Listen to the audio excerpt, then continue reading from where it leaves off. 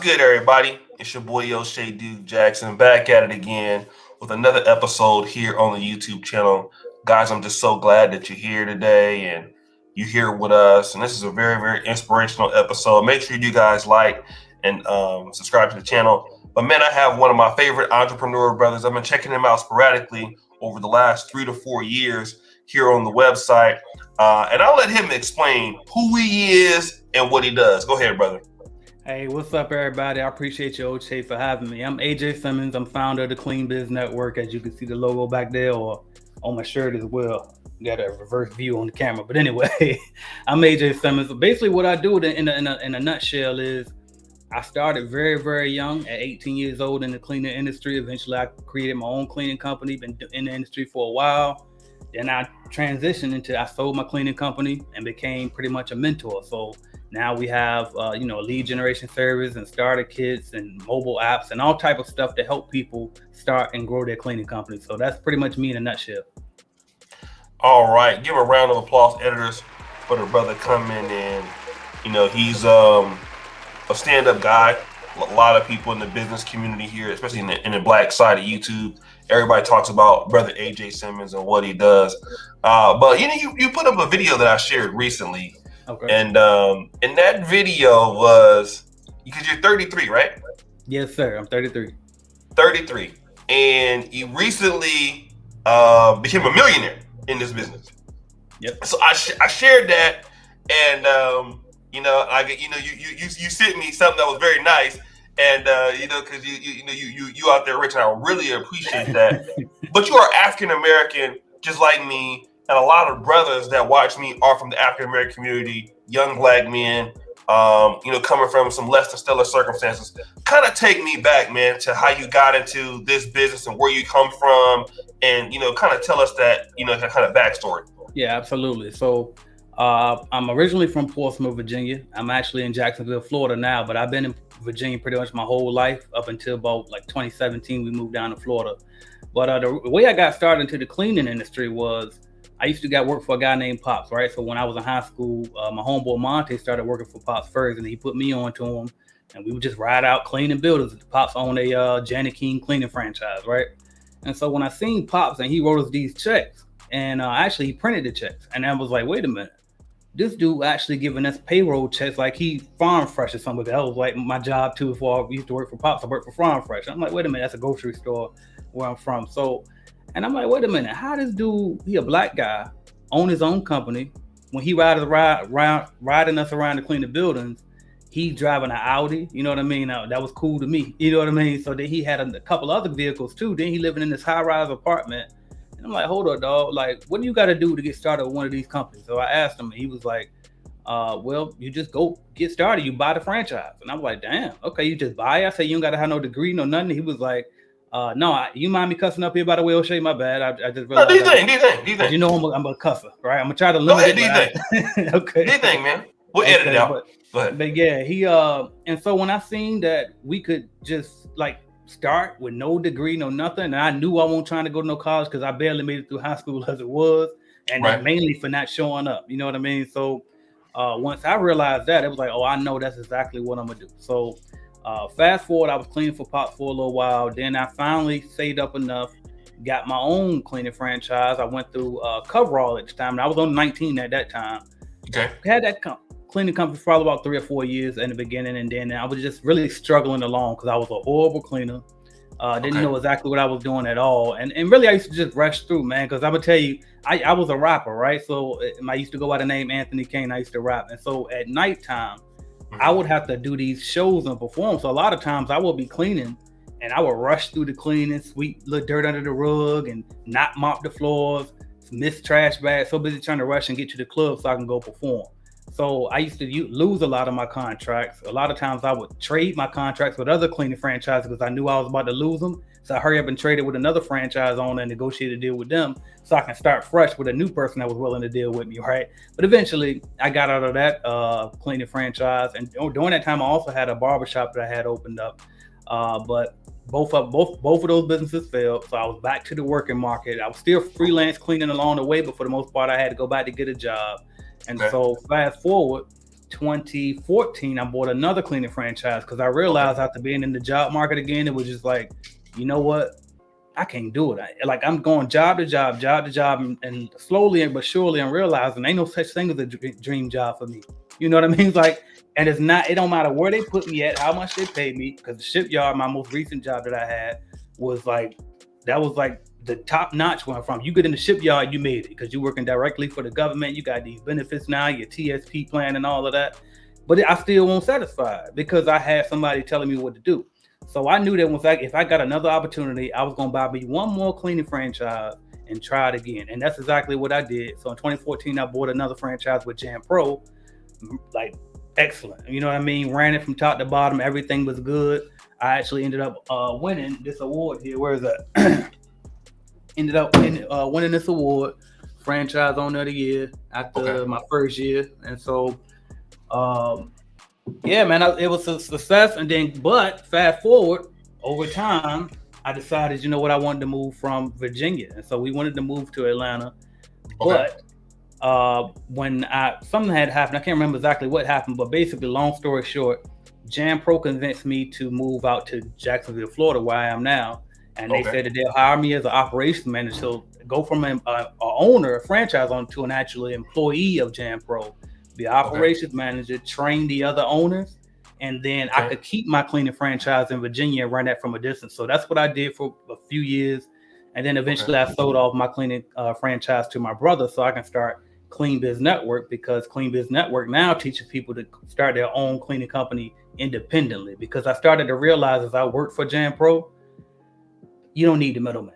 You just didn't need the middleman. And I just knew that if I could fill some of those gaps in between that new people don't know about the business, like how to bid on contracts, how to come with your price and how to sell, how to send an invoice, how to do your bookkeeping. If I could just fill those certain, holes for people, I could help them go independent and they can stop giving up so much of their profit to these cleaning franchises, right? So that's when I made the shift and decided, you know what, I'm selling my cleaning franchise.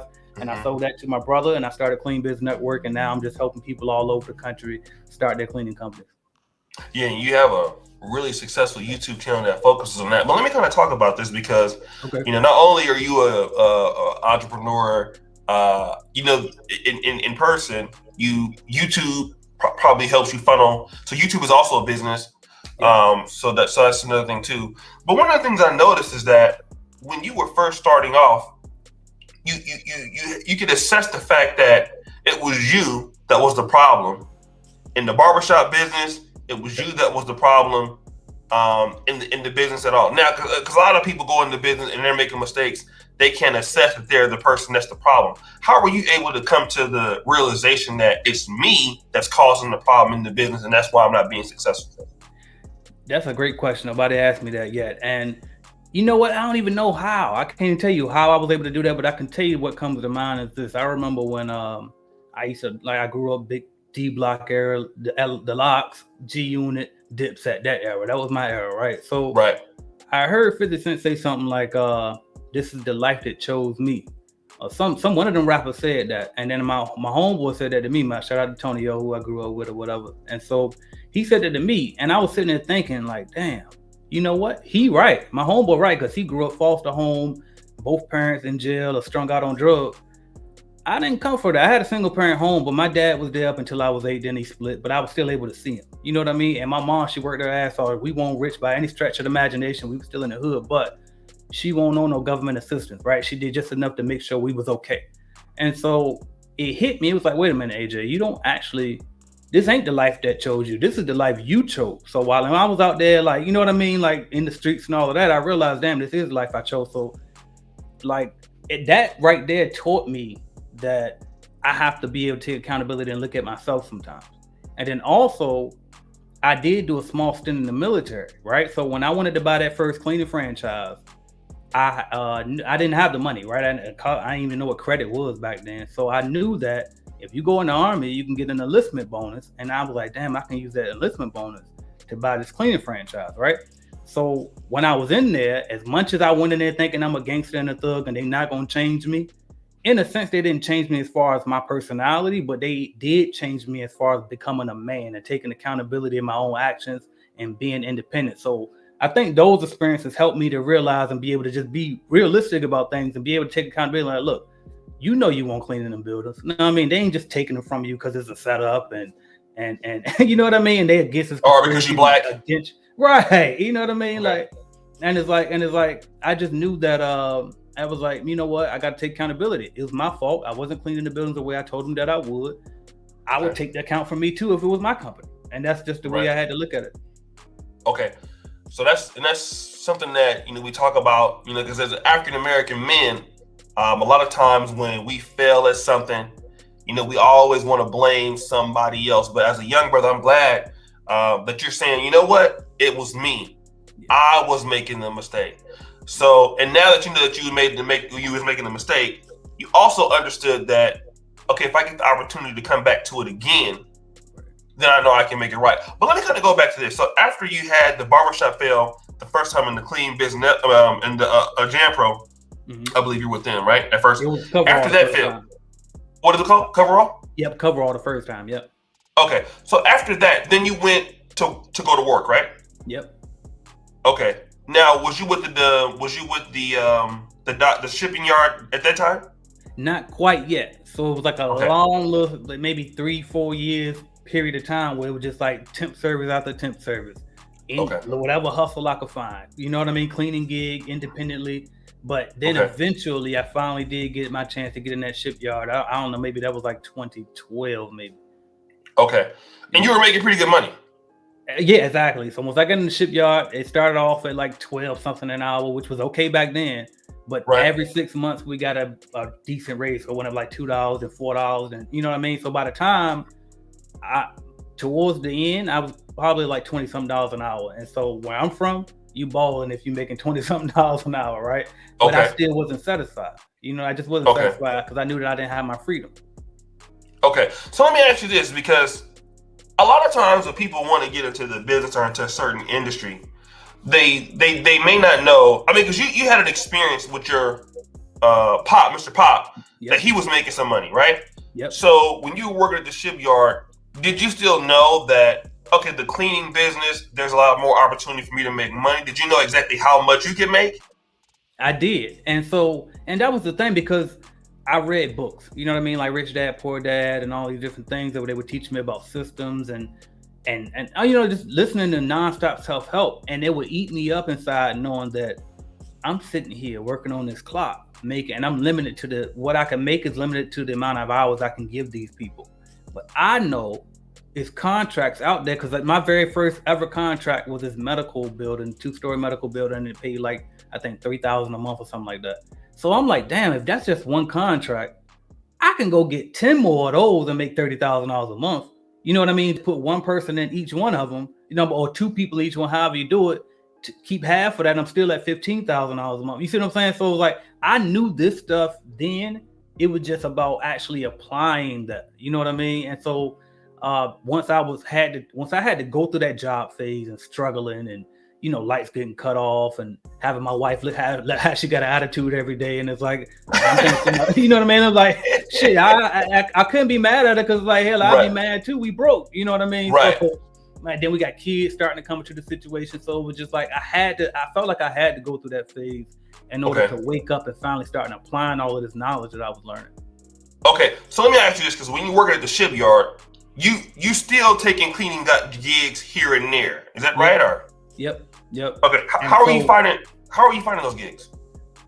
Do good. That's a good question. So I was networking all the time, and when I was saying, like, I used to trade contracts with other franchise owners and stuff like that. So I had all of my contacts from back then. So a lot of those people would still let me subcontract under them. And then also I would meet people in the local janitorial supply warehouses. So when you go there, you're going to always run into somebody there. They buying equipment just like you buying it. So they are owner. You know what I mean? So I would just get people's business cards and exchange information with them. And that's pretty much how I was getting those gigs. Let me talk about this networking piece, because like what we're doing right now is a networking thing. I mean, right? So I wouldn't have known you if you were not on the platform, and vice versa. Right. But I noticed that between now having my own business, when I was punching the clock, I would go to work like 8 to 5, then I go home, and that was it. Right. But when you're a business owner, like you kill what you eat, right? Right. And that's the difference between how guys like us, how we think, and how other guys don't think. Like, talk about having your mind set to keep like exchanging numbers, getting the networking, understanding that. Like, how did you learn how to do that and how important that was as a skill? Yeah, you know what? And that's why I know today, really even saying the word networking, I guess today is supposed to be taboo, right? Nobody like that word anymore. But I'll say the new word because it really is more truer to this, and which is really relationship building, right?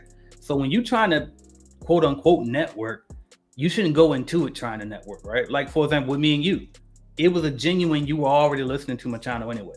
You know what I mean? And then it was a genuine. I checked out your stuff. So, okay, he's doing it for the black people. I can see that. You know what I mean? So it was genuine there, and it was just it's going to happen naturally. I'm never seeking out to find people. I did start like that early on because I was young and I thought that somebody could save me pretty much, right? You go up with that complex of a savior complex, like somebody's coming to save you. And as time goes on, as you start to mature, you start to realize nobody's coming to save you. You know what I mean? I could have like most of my family was in the shipyard, right? From on my dad's side. But they couldn't get me in the shipyard. I had to apply. I had to make a certain score on that apprenticeship program test that I had to take, right? And there were certain things I had to do to get myself in there. They can give me some tips on it, but they can't do it for me. They can't make me. And so over time, you just got to realize it doesn't matter who you know or how many people you meet and, ooh, I got so-and-so big business card. It don't matter, man. Just go on your path and you'll meet people along the way and just keep building relationships for them. Hey, for example, a lot of those people that I was subcontracting for after I got out of the actual ownership side of the business and I was just doing little hustle gigs, the first lady I ever met, Miss Radonna Grace, I cleaned for her for free just so I can learn the ropes from her. You know what I mean? And she was also the one that taught me how to sell contracts to other owners and how to buy them from other owners and acquire stuff like that. Or if I didn't have the money, because this is stuff that I wrote in my book too that I had on Amazon years ago. This is stuff that she taught me. And I probably would have never built this relationship with her if I didn't go work for her for free. And you see what I'm saying? So it's like I wasn't just, well, let me just see how much I can get from her, or let me see who she can put me on to. It was just literally, I wanted to be a sponge, and I'm already trying to start a cleaning company anyway. She owns a cleaning company. Hey, can I come work for you and maybe learn some things from you? And I ain't gonna lie to you. When it happened, I didn't know she wasn't gonna pay me. Be clear, right? She invited me on and was like, hey, you want to come work for me sometime? And I was like, yeah, please. Can I, you do that? I'm thinking it's gonna be paid because every other job I had was paid, right? She didn't pay me. She just, come along for the ride. Now, that could have been something like, it depends on how you want to look at it. You could say that's exploitation, maybe. But guess what? I got a lot of gain from her though. And eventually the jobs we started doing together, she definitely, of course, paid me. But she was also the first person to put me onto real estate. And actually my first, because I had 2 barbershops at one point, but the very first barbershop that I had was a building that she owned. And I wouldn't have had that deal if it wasn't for me being able to reach out to her and work for her for free in order to get that opportunity. She had a barbershop just sitting there, couldn't find any barbers. I negotiated a deal. Hey, I know some barbers. How about I just pay you the rent, you keep the chairs, everything in there, and I'll figure it out. And I got it. I figured it out, right? So that's the importance of networking and relationship building. If you just find people who are aligned with what you're trying to do and work on for free. Like, ask questions, because one thing about it, people ain't stingy with information. It's just you got to know the right questions to ask, but you won't know the right questions to ask until you get in. Like, you got to start doing business. You got to start being involved, and as you start doing things that align with what your goal is, you're going to eventually attract people that's like-minded and that can help you along the way. Let me kind of go back to this, because initially when you're doing the business, you were messing up. You didn't know a lot about it, but at it seems like the second time around, you found this lady. You wanted to improve your skills and improve your knowledge of the industry. So in exchange, you worked for her for free, and she kind of made you work for it. The power of that's what it sounds like to me was somewhat of a de facto internship, right? Yep. Okay. So and I've done that here on YouTube for bigger channels, and that's why I'm doing so good now. But let's talk about that, because a lot of Black men don't understand the power of learning something on the job from somebody else and gaining that knowledge. How much so did it help you to be the man that you are today in the business in comparison to the first time you tried? Listen, and it's crazy you asked that too, because I remember when I first got into selling information. I was so against it for so long. I thought it was horrible, and I used to be like, well, I didn't buy anybody course to get started, so what I look like, trying to sell a course to get somebody to get started. And then it finally hit me one day. AJ, you did have mentors, right? You did have coaches and people along the way. And whether you might didn't pay for an online course because all that type of stuff wasn't really around back when I was coming up. But I paid in different ways, like cleaning for free. You know what I mean? And or working for guys like another guy who I used to sub contract for.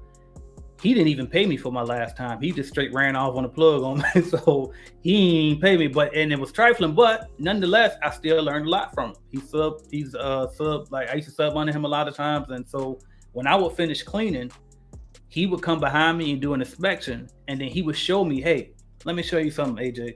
And he would walk me behind the computer monitor and show me all the caked up dust behind the computer monitor. And that's stuff that I never would have thought to get. The little cobwebs in the corners, he taught me that, right? And it's like when I used to go into the clean, I'm just dumping trash, vacuuming, mopping, getting out of there, the basics, right? But he showed me how to look in the crooks and crevices, right? So it's just like the mentorship is beyond important. I can't stress that enough. And honestly, if I would have had somebody that I could have, even if I don't care, like I would have paid money. If I could have had somebody, I would have paid money to learn sooner what I learned later on. I'd have been so far ahead, man. So far. And actually, by the way, because I heard you say this, that lady that I worked for free, that was actually on the first business. So I actually burned that bridge by being young and dumb. You know what I mean? I actually burned that bridge. But okay. I did learn a lot from her through that. But knowing that and having that experience with her let me know that second time going into business how to do it right. And if I didn't have that experience that first time, I wouldn't have known how to do it. So I can't even speak enough about how important it is to get up under somebody to teach you. Just like even with like starting a cleaning company, I always tell people, I mean, watch my videos, buy my starter kit and get my course and all of that. But at the end of the day, none of this stuff is going to teach you like hands-on experience. And if you can find somebody that's locally in your area that can be out there with you too, definitely get up under there with them. And I will tell you this, if that person is still in the field, and when I say in the field, I mean they're still out there cleaning, or this go for any trade, whether they're cleaning, whether they're a plumber, electrician. If the owner is still in the field, make sure that you understand that you have to listen to them up to a certain point. Because if they haven't figured out how to get out of that field and they've been doing this thing for years and years and years, they can only get you to a certain point. But do not discredit their knowledge though. So take the knowledge and the wisdom that they give you, because I got a lot of knowledge and wisdom from people who were still in the field. And today, I guarantee you all of them know more about cleaning than I do. But the difference is I probably know more about business than they do, because that's why I'm out of the field. You see what I'm saying? I was out of the field for a while. And so, but again, it's nothing like mentorship. But now let's kind of so fast forward to you went to your Jan Pro, right? Yep. Now, before we kind of get into that and talk about your other accomplishments, a lot of brothers are listening because during COVID, a lot of industries were gone. I think that cleaning was still doing pretty good, right? Tell me how stable is the cleaning industry for, let's say, guys who are watching right now, guys who are interested in getting into this business right now? How stable is the cleaning business, and where do you see the market going in the next 5 to 10 years? Yeah, man. So if you really look at the trajectory of the cleaning industry and as a whole, it's done nothing but going up. I think it's like a 81 trillion, is it billion? Yeah, $81 billion industry. You know what I mean? And it's done nothing but go up. It never declines. Even in the 08-09 recession, it still was a business that was thriving. Now with COVID, it was a little bit different because it wasn't just an economic hit, but it was that pandemic too. And so the only thing with that was certain industries had to close. And so since certain industries had to close, based on the type of contracts that you had to clean, you could have got hit. So I don't want to make it seem like it was just fairy tales all the way around the board, because it wasn't, right? So if you had all schools to clean and all of the schools in your area shut down, then what are you doing now? You see what I'm saying? So right. You see what I'm saying? So and some schools might have still paid because a lot of them nonprofits and they got an allocated budget, and so it was already slated to pay anyway. So some of them still would have paid, but other times you might have gotten hit too. But what I've noticed happened was The entrepreneurs that were prepared and willing to make that shift immediately, they ate more than they ever did. And the ones that wanted to sit back and complain and play victim, they got hit. And so a lot of people, not only, first of all, the people who are already in business made more than they ever made because they started adding disinfectant services. Okay. And then for the ones who had just got started, because I had a lot of people getting started in the midst and the height of COVID. And I told myself I'm gonna stop saying that too, because I don't want to flag the video. But yeah, so a lot of them got started at the height of the pandemic. And so but they were able to thrive too because they added their disinfectant services, and disinfectant services actually pay more than just your standard janitorial. And so the reason why we were still able to thrive, even though, like I said, some people got hit, but the ones that really got hit, honestly, were the ones that didn't want to pivot. They didn't want to stay hungry and get out there and go find the contracts that were still open. They didn't want to add disinfectant services and educate themselves on how to disinfect, right? They didn't want to be hungry. They weren't proactive. Instead, they played victim and applied for government assistance. Okay, so, and ain't nothing wrong. If you want to apply for, but you better still be hustling for yourself too, though. Okay, so let's talk about this, because a lot of guys like to see the numbers. So, and if they want to get into this business,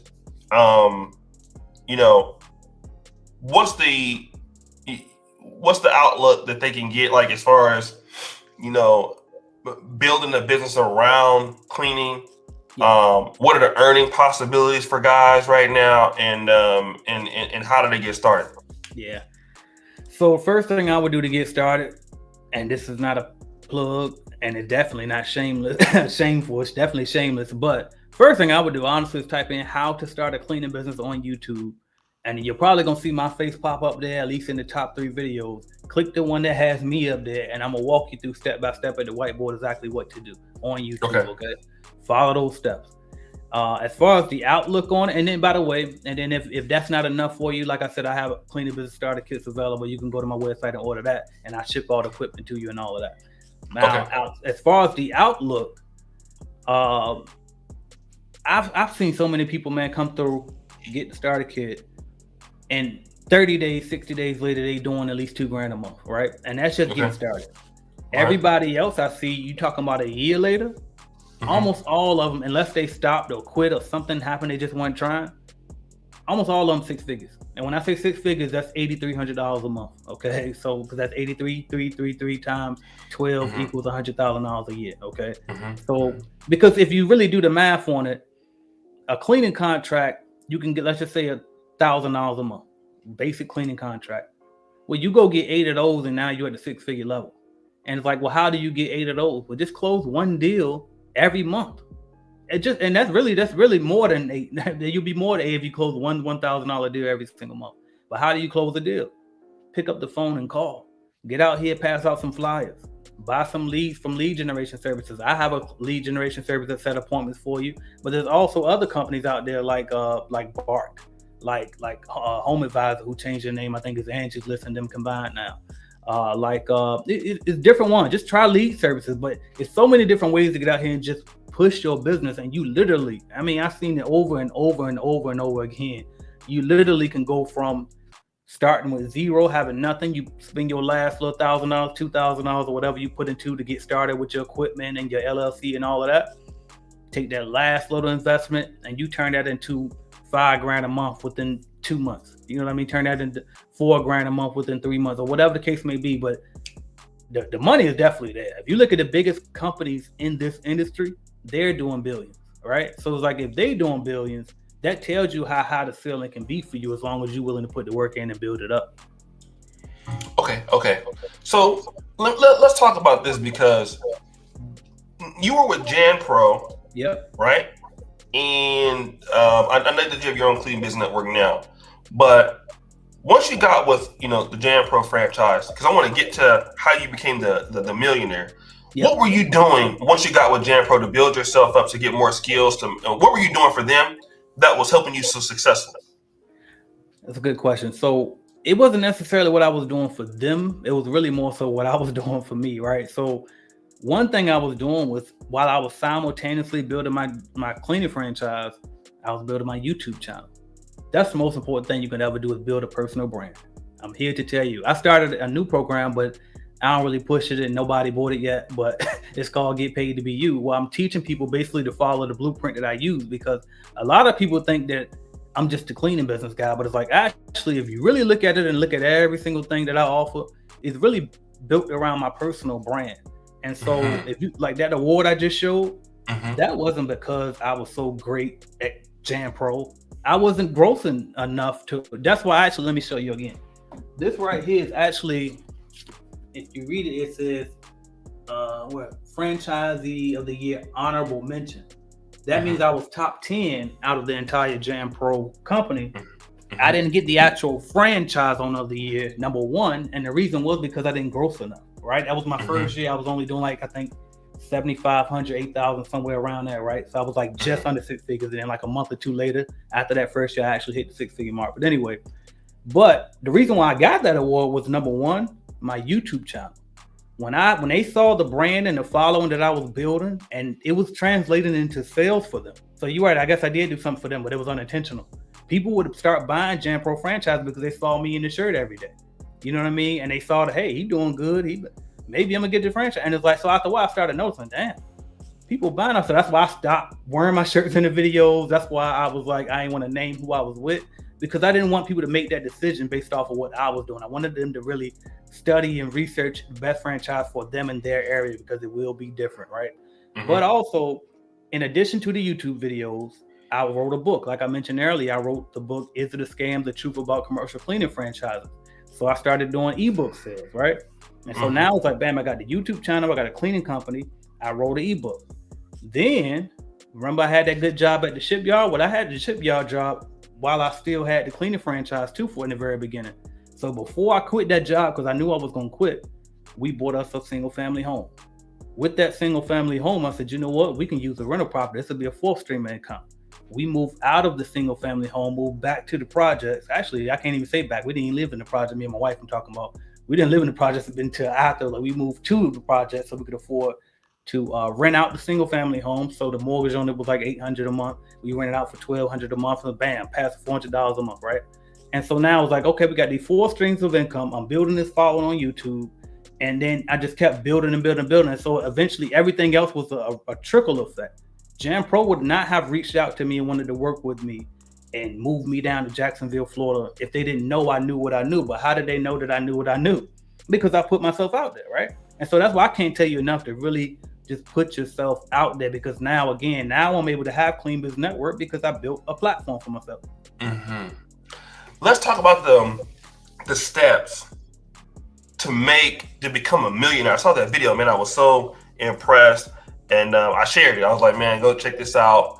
You know, it's a brother that he's over $1.2 million, stuff like that. What were the steps that you were doing? So I see now that you're getting market from what you're telling me and getting contracts and things. But what's the financial discipline on the back end that's helping you build the assets to make you the millionaire? Number one, you got to get rid of your expenses, man. You got to cut them. I cut mine. And like I won't even go into now. Let's go off of the building process. So number one, when I was with that shipyard, right? I'm around all of these middle class thinkers, all of these people who just aren't entrepreneurs and ain't think about long term and building wealth, right? So they had an influence on me, despite me being smart and reading all these books and stuff.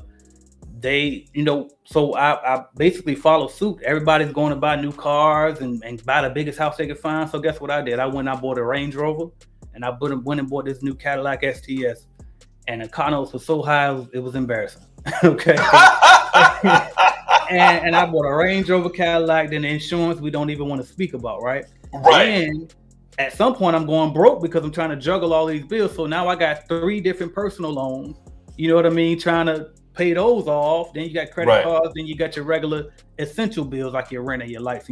So even though I was making all of this money, I really wasn't pocketing a lot of money. And so it took for me to hit rock bottom to finally wake up and realize, hey, because I'm hard-headed too, you got to show me. Right? So you know what I mean? So back in the day, like they tell you save your money, right? I never been a good saver with money.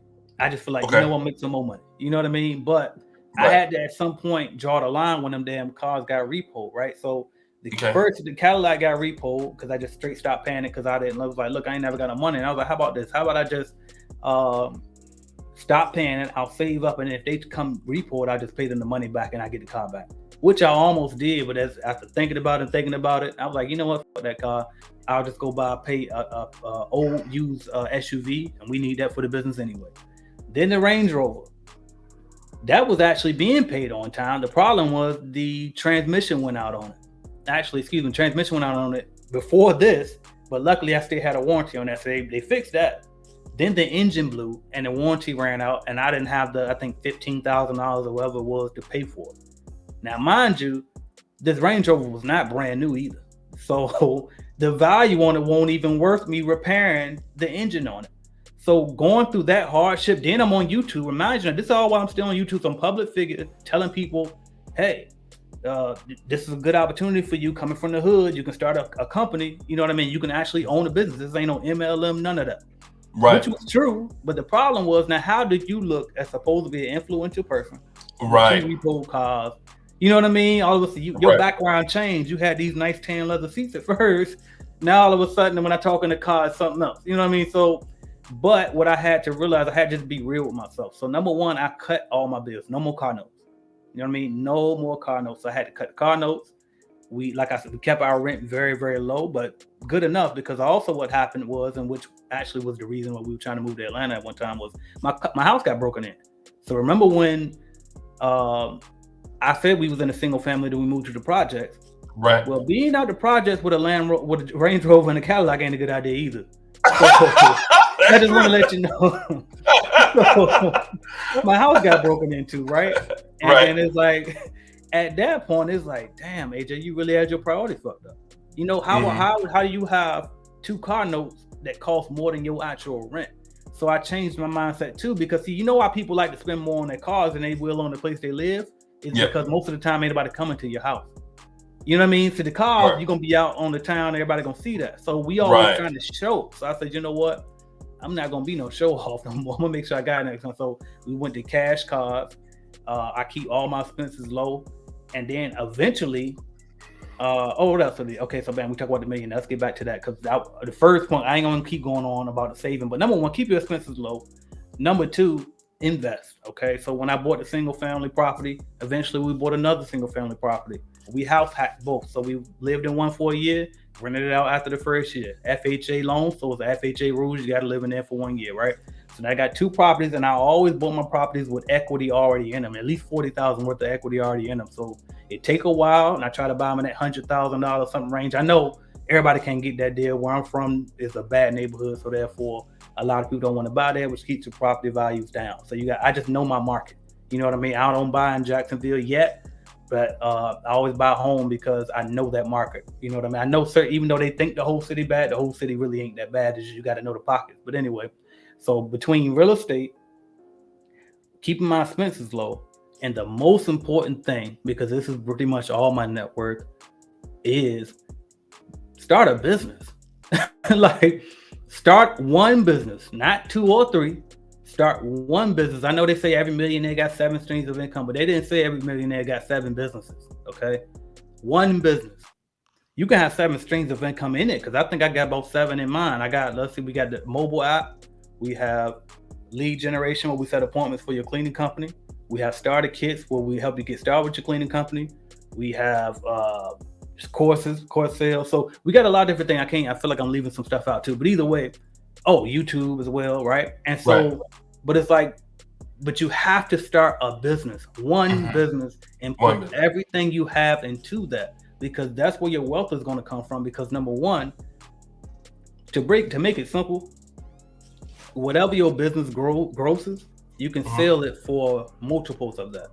So for example, I tell you what, when I sold my cleaning company, better yet, when I used to sell the accounts, there was a going rate for it of multiples. So if I had a contract that paid $1,000 a month, the going rate for that was 3 to 4 times the monthly growth. So that meant I could sell the contract that was $1,000 for 3 to 4,000. So what that means is, if I own a business today, if I build it up, and let's say you build it up to 20 grand a month, Well, now you can sell that business depending on the industry. You might can sell it for even higher multiples. But depending on the industry, let's just say if it's the cleaning industry, you can sell it up for 4 times monthly gross. Well, now that business, you can get $80,000 off of it, right? You see what I'm saying? And then if you grossing 20,000 off of it, you might not be taking home 20,000 because you got employees and everything. You might be only taking home 10. So there's your wealth right there, is the business, because it can sell for so much more. Then the real estate always goes up, especially if we buy with equity. It's steadily going up, right? Then you keeping your expenses low, and then eventually you're gonna start getting savvy and realize, you know what, actually I don't need any liabilities in my name. I can put them in my company's name, right? And so over time you just start learning tricks as you build. But the most important thing you can do is lock in on one business and build that up. Bring the money in first. Don't focus on no tax tricks. Don't even worry about business credit yet, because a lot of people want to do that too. And to me, what that really is you scared to risk your own credit and your own stuff. So you trying to get this free loan and have no attachments to you, just in case you mess up, it'll be in the business name. And I'm gonna tell you now that's pretty much, that usually don't exist. Okay, you got to build a business if you want some business credit. And that's coming from somebody that got hundreds of $1,000s of business credit too. Okay, but anyway, build the business first. Number one, build a business. Number two, invest in real estate on the side. And number three, keep your expenses low. That's really the most things I can tell you. Now, obviously, you can study self-help and definitely do your research and all that other stuff. But those are the main three things if you're really serious about building your wealth and becoming a millionaire. Let me ask you this, because in your business, because if you have like 8 or 9 contracts, I'm assuming that at some point you might need to have some help to fill those contracts. And so a lot of times, even on YouTube, I have like 6 editors. I have 2 YouTube channels. So and so like getting good help sometimes it's hard to find and things like that. But what's your process? Because obviously, if you want to have systems in the business, you need employees to help. What's your way of obtaining help in the business, and how do you find it, and how do you go about it? Things like that. Okay, so it's a little different now than it was then, because most of my help is online, pretty much. So I got like VAs, right? But the process for me finding them is pretty much the same, and that's referrals. So in the beginning, you got to put an ad out. Right. So with my cleaning company, I put an ad on Craigslist. I got a lot of people that was wasting my time. A lot of people wouldn't even show up for the interview. Then when I finally worked my way through the process and got somebody good, hey, do you know somebody that's blah, blah? Then bam, they knew somebody. The next thing you know, they knew somebody. Then a family member say, oh, AJ building something over there. You ain't got no other job. See, because that's another thing too. People get mad when your family and stuff don't quote unquote support you in the beginning. Number one, give them something to support. But most importantly, I'm glad say it again. Give them what? Give them something to support. That's number one, right? Okay. And most importantly too, don't take it personal, because guess what? You don't want supporters anyway when you're starting a company. You want customers. A nonprofit a charity wants supporters, right? You ain't no charity. You a for-profit business, so you don't need their damn support anyway. If they buy a shirt from you today from your t-shirt business out of support, that's cool. We appreciate you. But honestly, is that really helping you today in your business? The answer is no. Let me tell you why. Because a supporter bought that one time for you so they can be able to say, hey, I helped you out. I supported your business because I like you. I love you, right? But a customer bought that shirt because they like the shirt.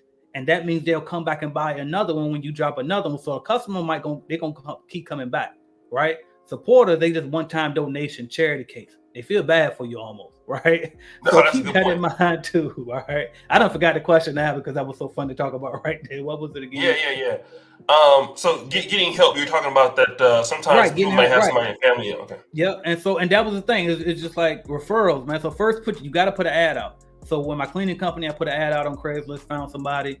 They, and it wasn't just I found the first person either. It was a lot of, like I said, no call, no shows. It was a lot of nobody was showing up to the interview. It was a lot of hire somebody, think they the one, and then they just don't come, right? But when I finally found that person, they were great, and then they referred me to somebody else. Then they referred me to somebody else. Then a family member will come along and be like, hey, I see what you're building. Can I come work for you? Then another family member, see that family member actually get some money with you, then they come, right? And then you get a friend or whoever. But either way, you got to start. To me, you should start with strangers. That's number one. Put an ad out there on Craigslist, on Indeed, on wherever your hiring place is, Facebook, whatever it could be, right? Now today I use virtual assistant, so I put a website I use out there is Upwork, Upwork.com. Some I people love use. Upwork. Yep, yeah, Upwork is good, right? I don't always blurt that one out, but it's a great one. Fiverr, some people use Fiverr.com too, but and in the same way I found people to hire then, I find them now. I interview you, I check you out, see how you work. If you make it through the cut, eventually, hey, you know somebody else. Oh yeah, my husband needs a job, right? Oh yeah, well, my homeboy from down the street, right? And so really referrals is the key, but before you can get to referrals, you just got to really cipher and go through the numbers before you can find that good one person to grow with. Okay. Brother Simmons, when you were giving an in-depth, powerful interview, and you're a very, very knowledgeable businessman. Tell people, man, about your channel and about the opportunity they can get by joining the Clean Biz Network, and getting into the cleaning industry. Absolutely, man. I appreciate it. So, again, my channel is AJ Simmons. So if you just type in AJ Simmons, it'll come right up. Click subscribe. I hope you would, right? I've been on YouTube for a while. A lot of people just don't find me. So, but for the ones that do and they resonate me and take in the knowledge that I share, I just appreciate it. So if you could find me, AJ Simmons on YouTube, and then I said, I do have www.cleanbiznetwork.com. You go up there, check the website out. We have cleaning business starter kits available to help you get started with your company. We also have a lead generation service, where basically what we do is we set appointments for you, right? So when you first get your cleaning business started, you're gonna have your LLC, you're gonna have your equipment, you have all of this, but it's like, okay, where do I get the customers from? So that's why I started a lead generation company to call businesses in your local area all day long, Monday through Friday, and schedule appointments with them and say, hey, can we send somebody out to provide you with a quote for cleaning service, right? And they'll accept an appointment with us to send somebody out, and then we'll sell you that appointment. You go show up and go close the deal. All right. So that's what the lead generation service is. We also have a mobile app called Calculated Clean. That's so you can know how to price the job and everything. So you can go check that out on your mobile app, or just go to calculatedclean.net. And other stuff too, man. Just look me up, AJ Simmons. I don't feel like talking about everything, but go check me out. If you like it, if nothing else, just shoot me a subscribe, leave a comment, let me know that O'Shea sent you, man. I appreciate y'all.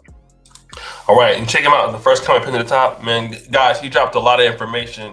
I don't care if you're entrepreneur, entry level, mid level.